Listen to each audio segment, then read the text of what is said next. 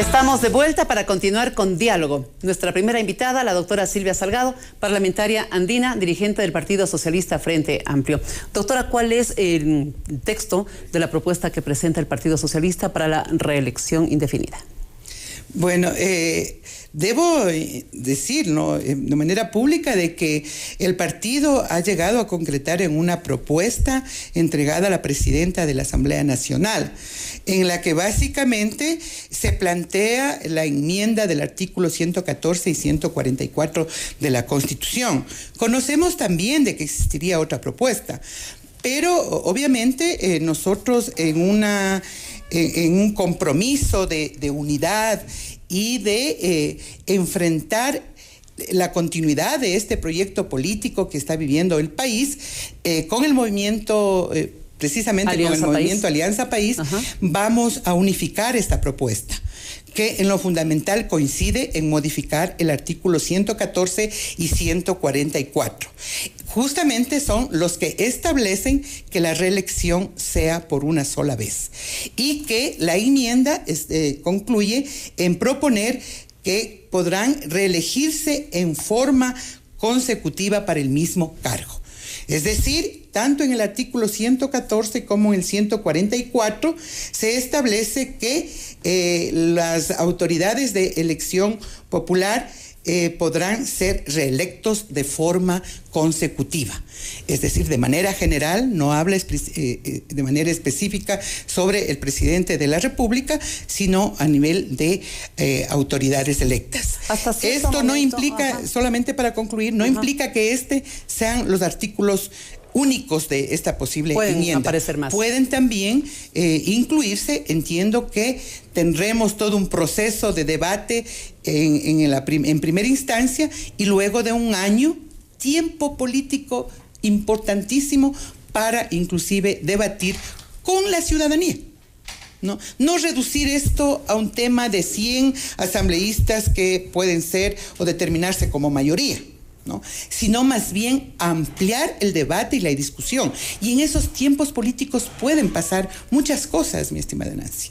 Así es. Primero, respecto a evaluar con la gente la necesidad de esto. Nosotros como Partido Socialista lo vamos a asumir. Lo vamos a asumir la campaña durante un año. La campaña, le anticipo, se llama No Volverán, porque nosotros creemos, ¿no?, de que este proceso tiene que ser irreversible. No volverán los tiempos anteriores, no volverán los momentos difíciles, no volverá la crisis, como también no volverán los políticos que ya tuvieron la oportunidad.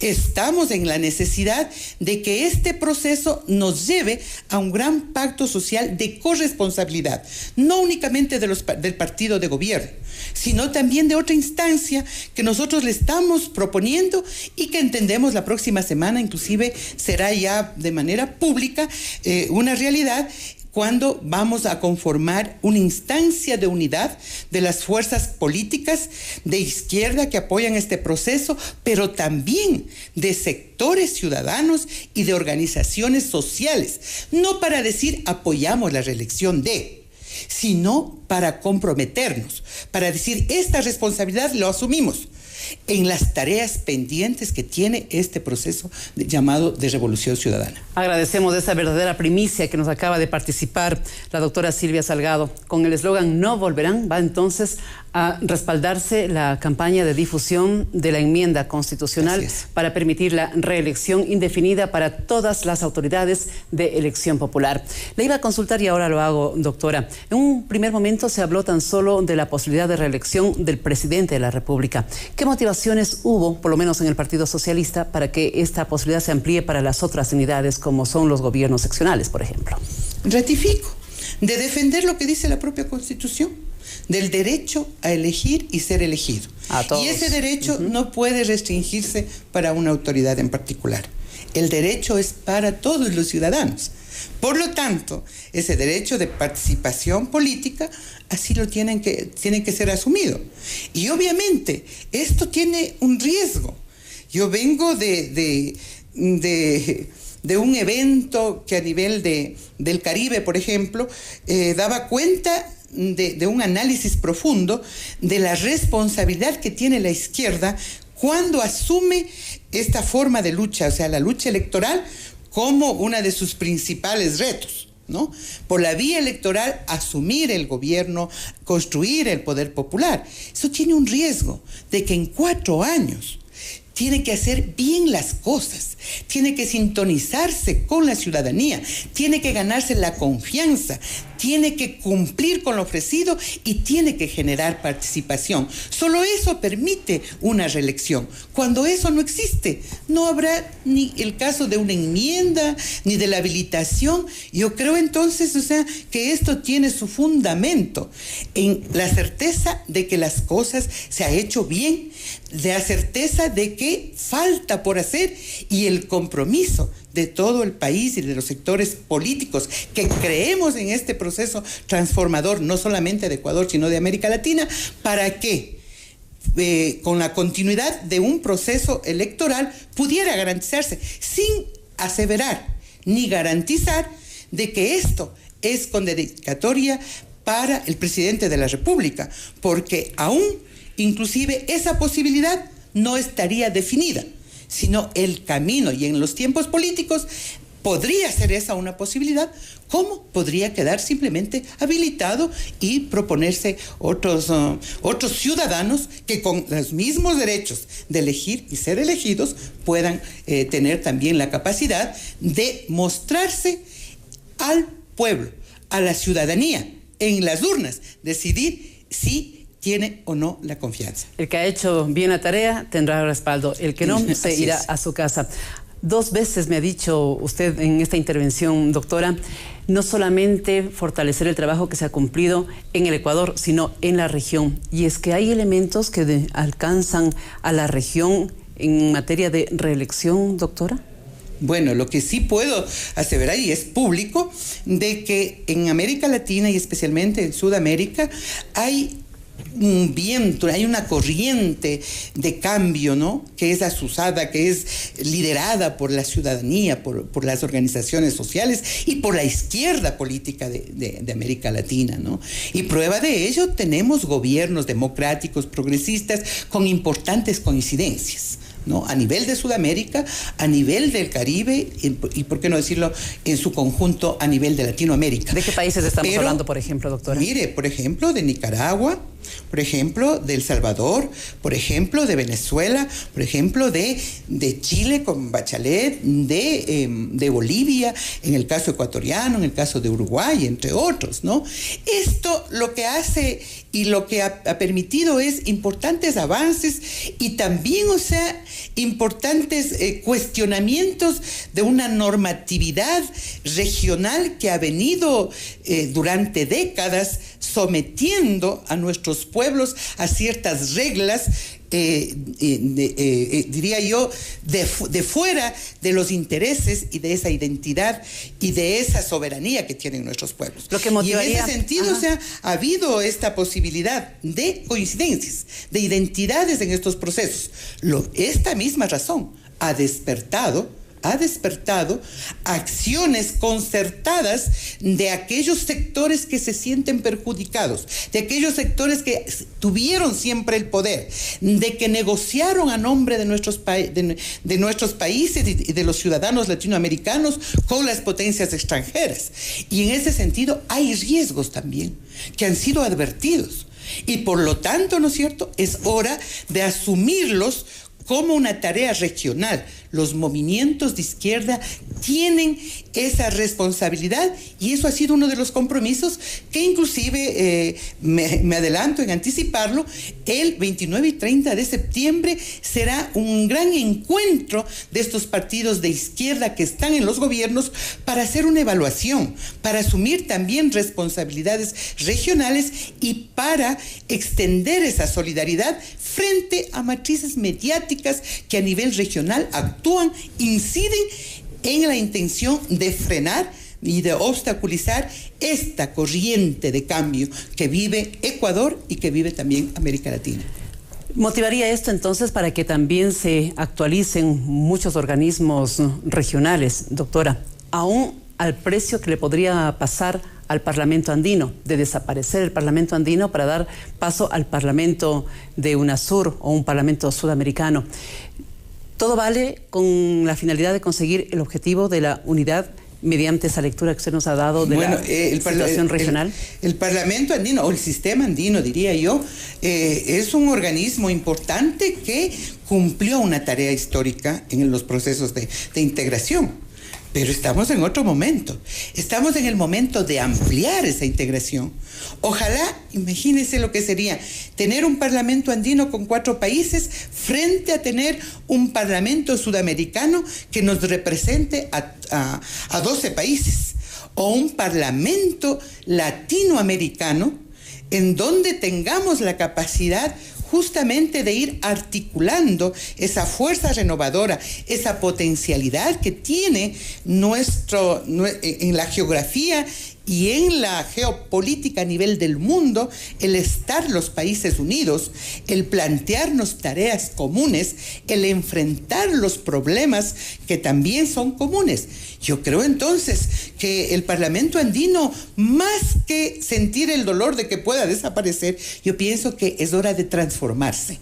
No, los procesos de integración tienen que ir hacia el nuevo momento que vive Latinoamérica, y es precisamente una mayor integración y un posicionamiento a nivel internacional como bloque. Solo eso nos permitirá enfrentar un momento global en donde las economías, en donde los bloques económicos tienden a juntarse. Por lo tanto, el negociar políticas o procesos económicos, un país frente a grandes monstruos o bloques que se unen justamente para defender sus intereses, mejor sería tener un bloque latinoamericano que posibilita estar en mejores condiciones, y no pensando solamente en términos ideológicos, pensando en términos de lo que significa efectivamente las repercusiones de estas dependencias o de la histórica dependencia que ha vivido Latinoamérica de los imperios, ¿no es cierto?, del norte y otros. Por lo tanto, es hora de entender que lo del Parlamento andino más bien es propicio tener ese espacio para desde ahí fortalecer, aunque créame, no es fácil, mi estimada Nancy. No va a ser de la noche a la mañana tampoco, es de la noche a la mañana. El Ecuador viene liderando ese proceso. Nosotros venimos insistiendo en que los tiempos se acorten, pero sin embargo, todas estas decisiones tendrán que pasar por la Asamblea Nacional o por los parlamentos nacionales. Necesitamos mucha voluntad política para poder concretar y transformar lo que hoy es el Parlamento andino en Parlamento sudamericano, o lo que podría ser el Parlamento latinoamericano. Mientras tanto, esa será una trinchera para seguir demandando mayor unidad, mayor integración y mayores coincidencias en el bloque latinoamericano. Y para ponerle la cereza al pastel de este diálogo que hemos mantenido con usted, doctora Salgado, en esta semana ustedes tuvieron la oportunidad de reunirse con el señor presidente de la República. ¿Qué fue lo que se abordó sobre el tema de la reelección? Entendemos que fue un espacio en donde también no podía desaprovecharse para conversar sobre este tema. Así es, más se trató de una visita protocolaria de 18 alcaldes socialistas hacia el presidente de la República, en donde obviamente este tema él había ratificado el apoyo al proceso de la enmienda, y igualmente compartíamos, o sea, las expectativas y las grandes tareas que hay de no reducir únicamente a un debate parlamentario, de que la enmienda y abrir una constitución tiene su contenido político que el pueblo tiene que definir, no únicamente los partidos que hemos propuesto o que va a recaer la responsabilidad de aprobarlo, sino la responsabilidad de la ciudadanía. Entonces, de esas tareas se habló, y para eso los gobiernos locales, o sea, cuentan mucho. Y obviamente nuestro compromiso, si bien es cierto de tener 18 alcaldías, que no es un número grande, pero nuestro compromiso de tener alcaldías y una gestión local alternativa, de priorizar esa calidad de vida de los ecuatorianos en esos municipios. Y obviamente tenemos un Plan Nacional de Desarrollo que marca la pauta por donde deben caminar todas las instituciones. Por lo tanto, eso fue una reunión, a más de ratificar esa identificación con este proceso, también de compartir, ¿no? De compartir las responsabilidades y también de advertir los riesgos que bien puede tener un proceso que está fundamentado en las elecciones, ¿no? En las elecciones eso tiene que habilitarse otros mecanismos y esos mecanismos tienen que ir justamente desde la base social a ir generando un poder social, un poder de lo que los socialistas llamamos el poder popular. Solo cuando la ciudadanía defiende el proceso, independientemente quién esté en el gobierno, quién sea la persona designada como candidato a la presidencia, solo ahí estaremos realmente confiados en que esto va para adelante. Por lo tanto, esto a trabajar todos y de manera irreversible, este proceso tiene que avanzar. Defender los logros, pero también avanzar en las cosas pendientes. Mil gracias. La participación en este espacio de diálogo a través de la radio de la Asamblea Nacional y de TVL, el canal de la Asamblea Nacional, de la doctora Silvia Salgado. Ya nos ha dicho, con el eslogan "No volverán", ellos trabajarán para que la enmienda constitucional que permita la reelección indefinida se cristalice a través del trabajo que realice la Asamblea Nacional. También nos ha dicho que se ha unificado el texto presentado por el Partido Socialista con la propuesta que presentó Soledad Buendía, tengo entendido, y así fue, del movimiento Alianza País. Y lo que suceda con el Parlamento andino, que no asuste ni tampoco ponga tristes, sino que más bien alegre, porque dice que daría paso a una organización de mayor alcance. Muchísimas gracias a la doctora Silvia Salgado. Nos separamos unos momentos de ustedes. Tenemos importantes mensajes y luego volveremos con la segunda parte de Diálogo. Ya regresamos.